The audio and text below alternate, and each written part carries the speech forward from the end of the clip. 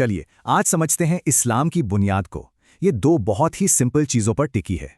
तो इस्लाम की पूरी इमारत बस दो खंभों पर खड़ी है, एक है कर्म और दूसरा है आस्था। मतलब एक इंसान क्या करता है और वो अंदर से क्या मानता है। पहले कर्मों को देखते हैं।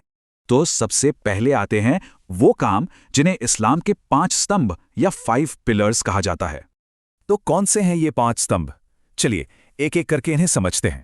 सबसे पहला है शहादा, यानी ईमान की गवाही। ये इस्लाम में आने का पहला कदम है। दूसरा है सलात, मतलब दिन में 5 बार नमाज। ये ईश्वर से जुड़ने का एक तरीका है। तीसरा है ज़कात, यानी अपनी कमाई का एक हिस्सा ज़रूरतमंदों में बांटना। ये एक सामाजिक जिम्मेदारी है। फिर आता है सोम, यानी रमज़ान के महीने में रोज़ा रखना। ये खुद पर काबू रखना सिखाता है। और 5वां है हज, मक्का की वो पवित्र यात्रा जो जिंदगी में एक बार की जाती है। तो ये तो हो गए कर्म। अब बात करते हैं दूसरे हिस्से की, यानी 6 बुनियादी विश्वास।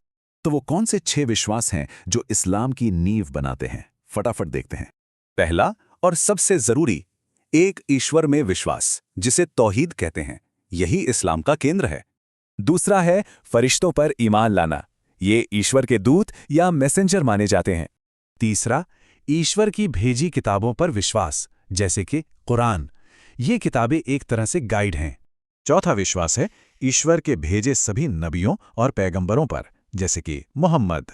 पांचवा, कयामत के दिन पर विश्वास, यानी एक दिन सबको अपने कर्मों का हिसाब देना होगा। और आखिरी, छठा विश्वास है तकदीर पर, मतलब जो कुछ भी होता है ईश्वर की इच्छा से होता है। तो एक तरफ है 5 कर्म और दूसरी तरफ ये 6 विश्वास।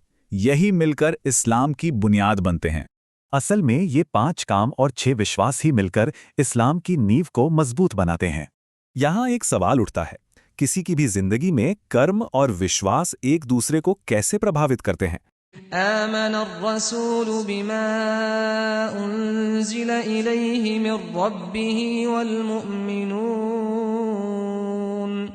कुल्लुन आमन बिल्लाहि व मलाइकतिहि व कुतुबिहि व रुसुलिहि ला नुफर्रिक़ु बैन अहदिम मिर रुसुलिहि वक़ालू समिअना व अताअना गुफ़रानक रब्बना व इलैकल मसीर।